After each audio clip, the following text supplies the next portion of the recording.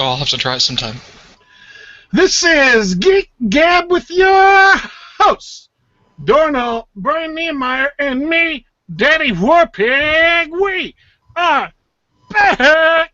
That's right, Geek Gab for Saturday, January 23rd, 2016.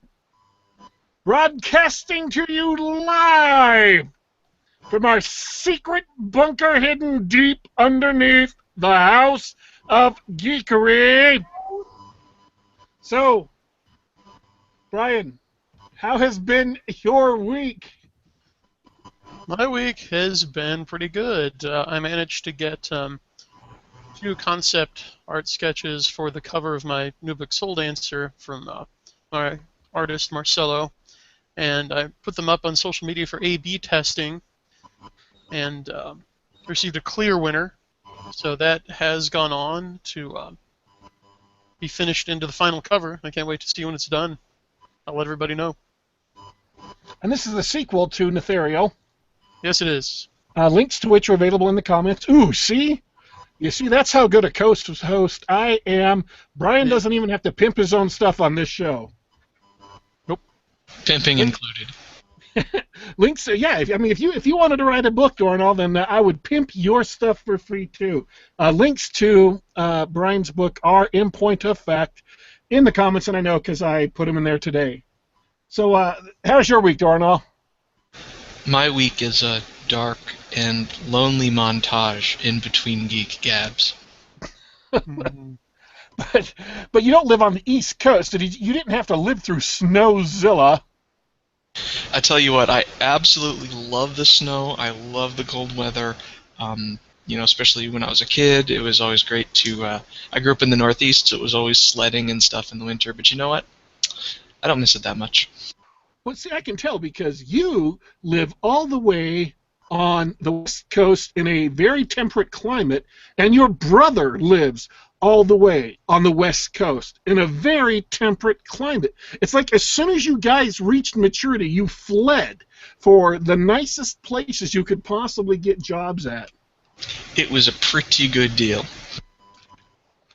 Well, my week, I went in for an operation on Wednesday, so they cut me open, rearranged some stuff, put some stuff in me, and sewed me back up. So I am recovering with a massive pressure bandage on my body even as we speak. So if I am not at my usual hyper-acute self, that is why. Did you go for, which cybernetic implants did you opt for? No cybernetic implants this time. Just adjusting internal difficulties. I see. I usually go for an auto healer and a skin weave. Those are usually not invasive processes, though. Well, he only had 3 points of essence left. We don't want him going all cyber psycho on us, so it's probably for the best. I am literally in pain. All of the pain medication that I have is either not quite strong enough to make a difference, or it induces literal hallucinations. I'm not kidding. They gave me some Percocet, and I've taken it before, but I've never gotten hallucinations from it before. My mom took Percocet, my sister took it, and they said, "Oh yeah, we got hallucinations." So I finally got some hallucinations on it. My sister says, "Yeah, I took Percocet and I hallucinated airplanes flying over my head." I'm like, okay, that doesn't sound so bad. And my mom says, "Oh yeah, I took Percocet and I hallucinated people standing around my bed talking to me." I thought, okay, well that sounds okay. So I took a Percocet like last night. I took a Percocet, and what I hallucinated are 6-foot-long bugs. Oh. So I decided not to take any more Percocet, because if I was hallucinating like 22 supermodels standing around my bed, I could probably handle that kind of hallucination. But 6-foot-long cockroaches are just not my cup of tea, not things I want to consider hanging around in my bed. Even the machine elves are way better than that. I feel for you. So that's my pain medication story. That's why I'm not on any pain medication right now, is because I either have medication that doesn't control my pain or that makes me believe gigantic bugs are wandering around the room. So I'm out. I'm done. This is why, the generic commercials for Percocet, I should say, instead of all those warnings at the end, you know how they really quickly rattle off all the possible side effects, they just say, may cause you to see your worst nightmares in real life. Speaking of seeing worse nightmares, you see that segue there? How subtly I worked that segue in there? Today's show is a review of, an off-the-cuff review of 13 Hours. Now, only two of the three of us have seen 13 Hours. So Dorrinal just gets to sit there and believe that whatever we say is right. I'm going to hang out and watch the chat, guys. Remember the part where the kaiju attacked the embassy? That was awesome. Oh, yeah. It was almost like Pacific Rim 2. It was amazing. That, yeah, actually, I heard about that because it's all based on a true story. I actually heard about that because just last night I was going over some of Hillary Clinton's leaked emails from when she was Secretary of State. I know all about the Benghazi kaiju. Yeah. So is it true that 13 Hours is actually the sequel to Cloverfield? But I heard that. I hope we're not keeping people away from the Gab. I mean, I hope they understand that this show isn't going to go on for 13 hours. That's what I was kind of worried about. Oh, yeah. It's a marathon. There are some streams that do that. I think Milo's been on a couple that have gone for almost that long. I can't watch people that long. I don't care how interesting you are. After 8 or 9 hours, I begin to just not give a crap. So. Hey, look. Jerry Lewis might be kind of dated, but what he did for those kids is heaven's work. So I can't really judge him.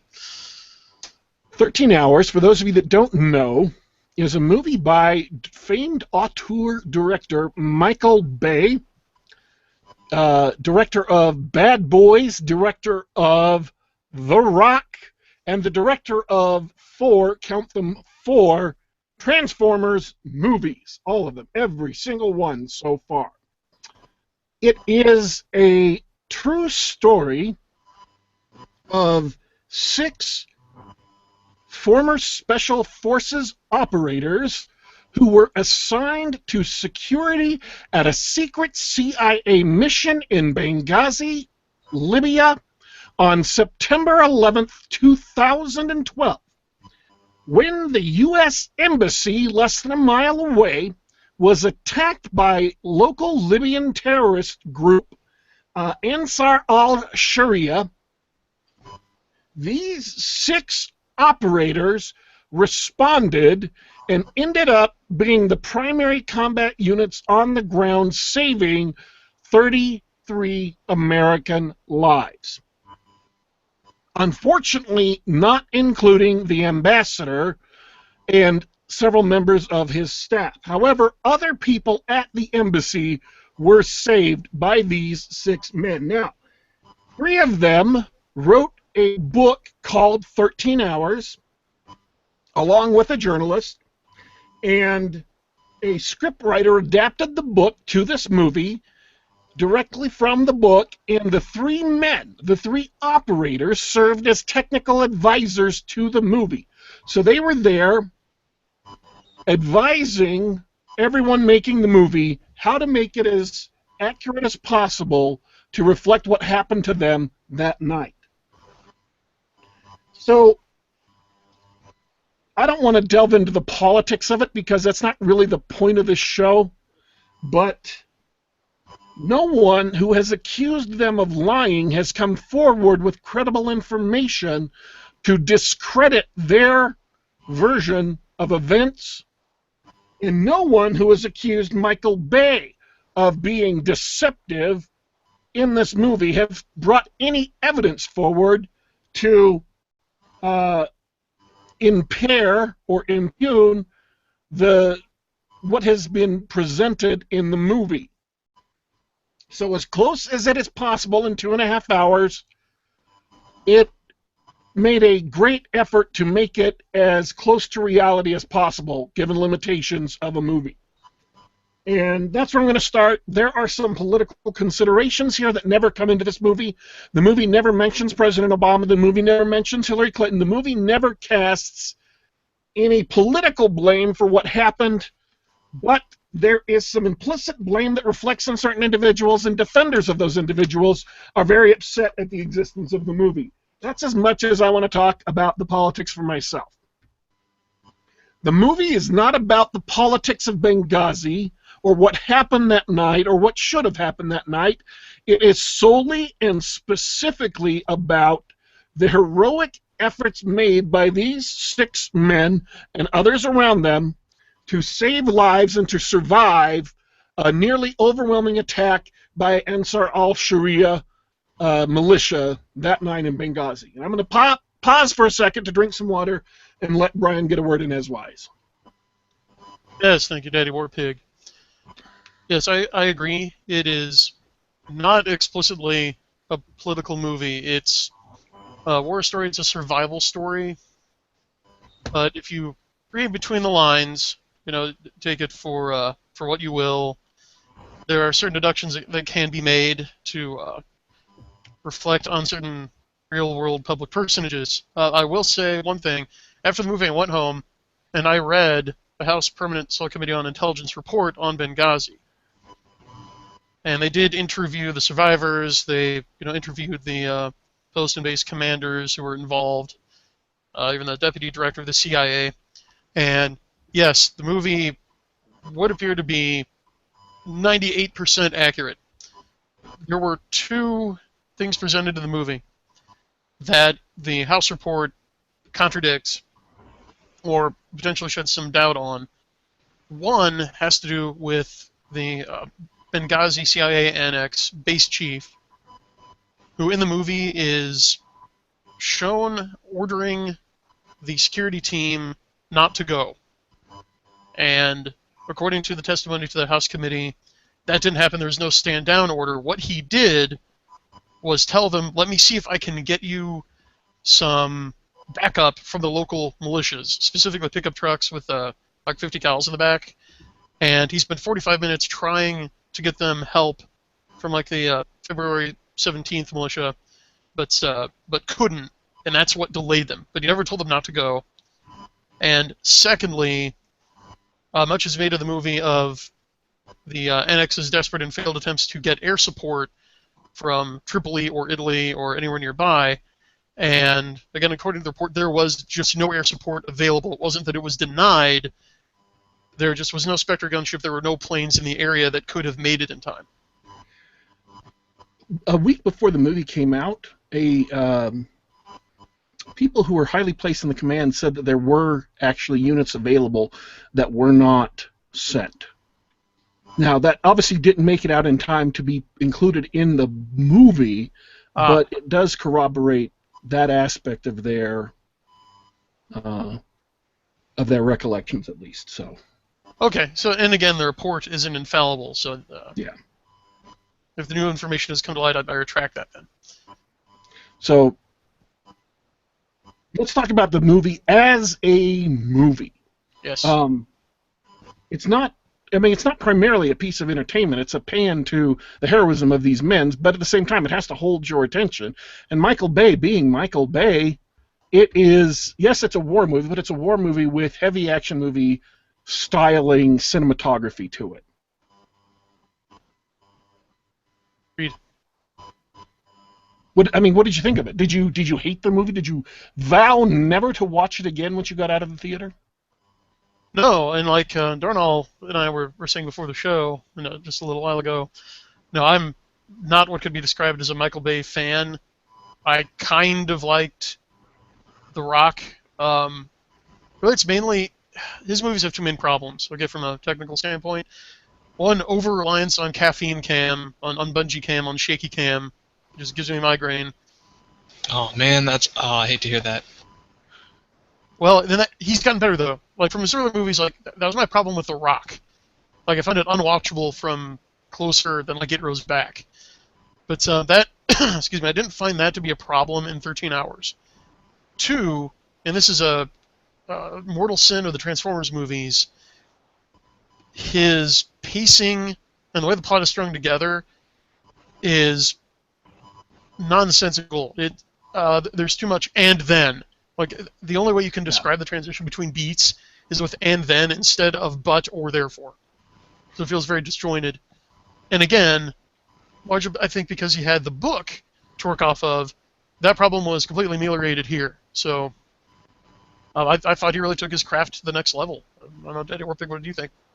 Well, I mean, the reason why that happens, and you're right, that does happen with the Transformers movies. The reason why is that they decide what set pieces they want and what cool action set pieces they want, and then they bring in two writers who are Kurtzman and Orsi for the first Transformers movie and give them literally 2 weeks to write the script. So everything else, characterization, personality moments, humor, logic that links the scene together is done in 2 weeks. And that's just not long enough to make a coherent script. But that, again, that wasn't done with Benghazi, was done with the first Transformers movie. Well, thanks for explaining that. That clears a lot up. So yeah, Transformers is, and most of his catalog before now has been a series of action set pieces held together by pretty weak glue. But that's not the case here. I think we can agree. And I think the big exceptions to that is both Bad Boys and The Rock were actually scripts written by other people, and then he got them. And then, so they had the story already in place, all of the plot elements already in place, so you didn't have to go back in and re-engineer them around. Yeah, I agree. They're not nearly as bad as Transformers. So, yeah. Let me tell you what I thought. I thought that the performances of the movie were excellent. All the people turned in incredible performances, even smaller roles. There were a couple of times, I remember 3 times or so, thinking that an actor had hit some kind of false note in their performance, but not enough to jar me out of the scenery. And most of those were from secondary characters, not main characters. And it actually really, really impressed me because 2 nights ago I watched The Walk. I don't know if you've ever seen The Walk, but it is about the French high-wire artist who, right before the World Trade Center towers opened, strung a wire between the 2 World Trade Center towers and did a high wire walk between them. One of the main characters, or one of the secondary characters in The Walk, also plays his in-country friend who hires him. And I can't remember their names. I'm sorry. I should remember their names so you could go see the movie. I can't remember the character's name. He's the 2 main characters, one of which is Jim, who was in The Office, and this other gentleman. They're the 2 primary characters who show up. If you've seen the trailer, he says, "Are you ready to die for your country? Because I'm ready to go right now."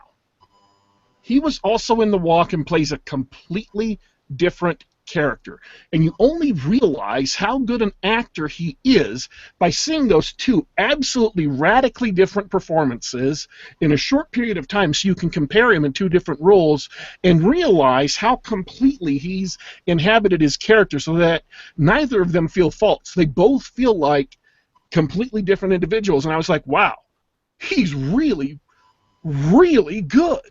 And I wouldn't have noticed it if I hadn't seen The Walk a couple of days ago. Well, that's fascinating. I gotta check out The Walk. Dorrinal, have you seen The Walk? I haven't. I I don't know. All right. So the performances were really, really good. And they're a lot better than maybe you will appreciate because they're playing laconic, I don't want to say stone-faced, but almost stone-faced military people for the most part, except when they're relaxing and they're off duty, and so you don't really get, you're not emoting so much, and people only really notice how good acting is when someone is emoting, when they're yelling or they're in the middle of a deep, passionate speech or whatever, but great acting is being able to portray and convey emotion even when the character themselves isn't displaying a lot of emotion, and they do that, I think, really, really well in this movie. So my big worry as far as acting goes is the one of the main characters is played by John Krasinski from The Office, and he's pretty much only ever done little comedies and things, and he hasn't done a lot of movies. So I was sort of worried that bringing him in for a role like this would sort of take the movie down a notch. So I was wondering basically, did he ruin the movie? Well, I don't really watch The Office, so I didn't even know that was him. And now that you've said his name, I still don't even know who he is. So this movie's really all I know him from. And Oh, no, he was the guy with the stupid face. well, that's one thing. Pretty much everyone looked alike in the movie to me because they're all big, burly, bearded men, and I did have trouble telling the principal players apart a little bit. But Yeah, I get it. All white people look the same. I understand. no, I honestly thought that, like, while watching the movie, that occurred to me, like, oh, good lord, they're a bunch of white dudes, I can't tell them apart. Maybe the military selects for that, but John Krasinski, he plays Jack Silva, who is actually the main character in the movie. He's the primary character we spend most of the movie with. I thought he did an excellent job, and I've only seen The Office once, but I thought he did a killer job. The person I was talking about is James Badge Dale. That's the actor's name. He plays Tyrone Woods, or Roan. okay. And again, he did a killer job. Yeah, I really felt emotionally invested in the characters. Yeah. I don't know, if you really hate John Krasinski as an actor, he's the main character in the movie. It would probably bother you quite a lot. I will say this: have become used to war movies in the style of Saving Private Ryan, and I'm talking about the cinematic style, or Black Hawk Down. And the director has a much more stylized approach to cinematography than those kinds of movies. So at least I was, a couple of times, caught myself thinking that it is a little bit too pretty, a little bit too well done, a little bit too crafted, because we expect war movies to have a more raw, a more cinema verite, or verite, whatever the French pronunciation is, cinema verite feel to them than they typically do. It is not, however, a big enough deal for me to either ruin the movie or take me out of the movie, because he is not trying to make images that are pretty and striking the same way he does in Bad Boys. When the three main characters are striding away from the car wreck at the end of the movie, that is supposed to look cool. It's supposed to look attractive. It's supposed to look alluring. And it works. Martin Lawrence, Will Smith, and the extremely hot actress whose name I can't remember right now, sorry. That's the way it looks. It looks hot. It looks like something out of a fashion centerfold. That is not what he's going for in 13 Hours. What he's going for in 13 Hours is, as much as possible, to make it feel like you, the audience, are standing there in the scene experiencing the war along with these guys. And so it's a completely different attempt. It's a completely different goal than every other Michael Bay movie he's ever made. Great observation. You know what template I thought this movie was resembled, if not was based on? Aliens. Okay. I just rewatched it. I've been going back and watching sequels that exceeded. Sequels that didn't suck. Yeah, or even arguably better than the original. Which, from a technical standpoint, I think Aliens is, but that's a totally different show. But James Cameron said that he wanted to base Aliens on Vietnam, and specifically a technologically superior, somewhat, I don't want to say a cocky force, but very self-assured force, pitted against a technologically inferior but more determined enemy, and getting the fight of their lives out of it. And in 13 Hours, I don't want to make it sound like the GRS guys were as cocksure as the Space Marines in Aliens. Although it could be argued that their CIA bosses might fall into that category. But if you think about a bunch of folks holed up in kind of an improvised shelter, totally surrounded in hostile territory, and ammo running low, desperation rising, and trying desperately to solve the main problem of getting out of there and just surviving. I really had flashbacks to Aliens several times. So, the movie is fast-moving because they're getting a lot of events in. It is very well shot, of course, because Michael Bay is impeccable in his cinematography. It is not choppy or confusing. The scriptwriter did an excellent job of adapting the book to the movie. And I haven't read the book, but I was never confused. And they take time, several times, to give you, for instance, you have two major locations that most of the fighting is going on, and it's actually kind of important for you to know where the characters are in relationship to the geography of these locations. And they show you both an overhead shot of the land they're going to be fighting on and a map of both these locations so that you and the audience will know, okay, there are 4 buildings in this compound, A, B, C, and D. There are walls here and here. Over there is a sheep butcher plant called Zombieland. So when they say, we have bad guys infiltrating through Zombieland, you know, generally speaking, where that is and where it is in relationship to the road. And then they set up the shots to, not as well as Steven Spielberg did in Saving Private Ryan, but they set up the shots so that you know kind of what's going on and where characters are at any given moment. They take the time to ground the reality of the movie in 3D space so you can track what's going on and aren't confused. They take the time to ground the events in what Brian was talking about earlier. The events have a chain of causation that makes sense. Early on in the movie, they set up all the problems in Benghazi. They set up the situation of the contractors in Benghazi so that when the bad stuff starts happening, you know, okay, this is why this is happening. You already understand it because you've been given the information to understand it earlier, and everything else that happens after that is a natural consequence of the information you've already been given. You're never left wondering, wait a minute, why the heck did this happen? Why the heck did that happen? That makes no sense. It could easily have been a mess where things are very, very confusing. They want to make it feel like it is overwhelming and confusing in combat without actually confusing the audience as to what's going on, and it's a very difficult line to walk, and I think they did a great job at it. I totally agree with you, and getting back to the Zombieland reference, there are actually a lot of little meta-textual nods to other movies and pop culture points of reference through the movie that really made it seem more immediate and, helped me to get in these characters' heads and get engaged with them. Like, Black Hawk Down is mentioned in the movie by name at one point. Yeah.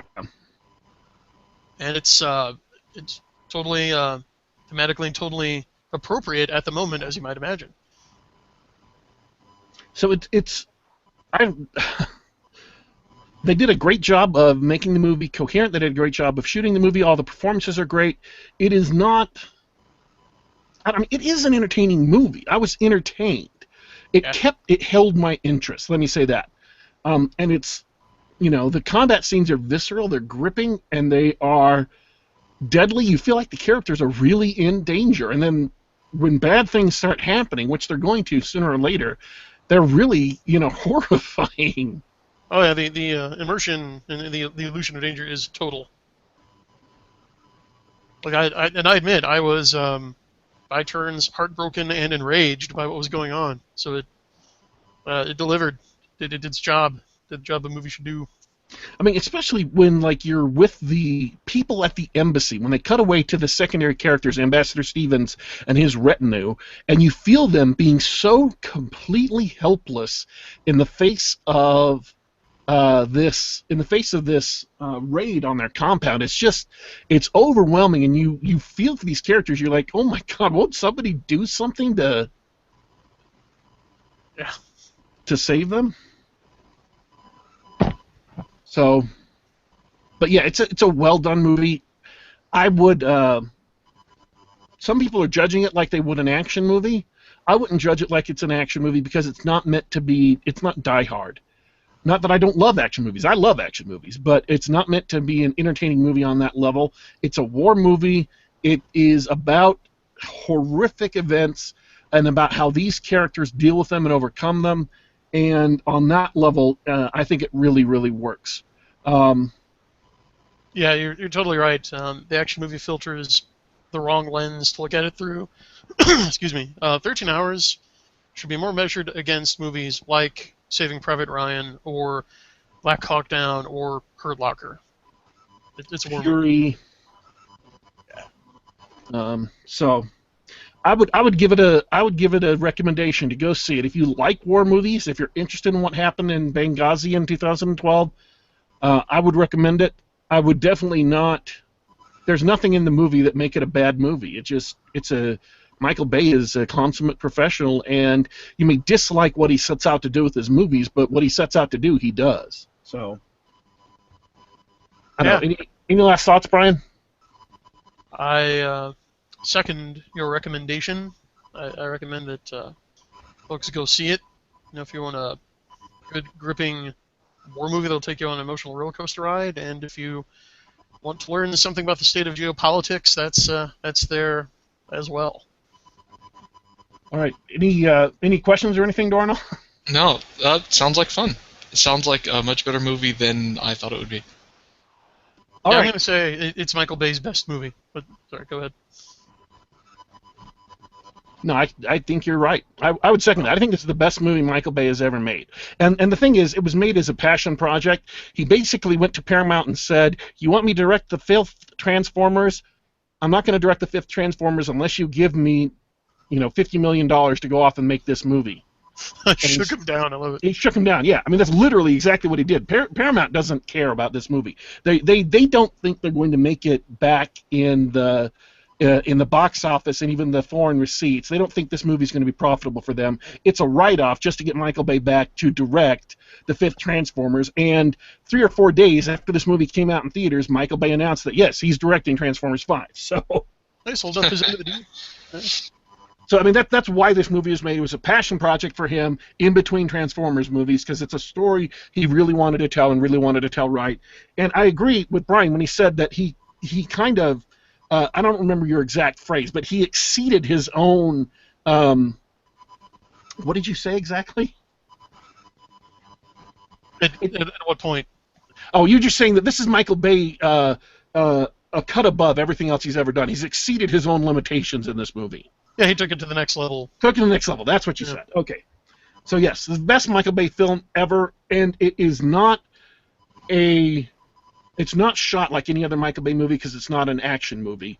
And so it almost, in a sense, it's not quite a Michael Bay movie, although you can tell it's hyper-saturated in that. You can obviously tell it is a Bay movie, but it's not made for entertainment value. It's made just to tell the story of these soldiers, and that's why it is his best movie yet. So thanks for tuning in, folks. This has been Geek Gab for Saturday, January 23rd, 2016. Your hosts are signing off, but don't worry, don't fret, don't be despair. We will be back.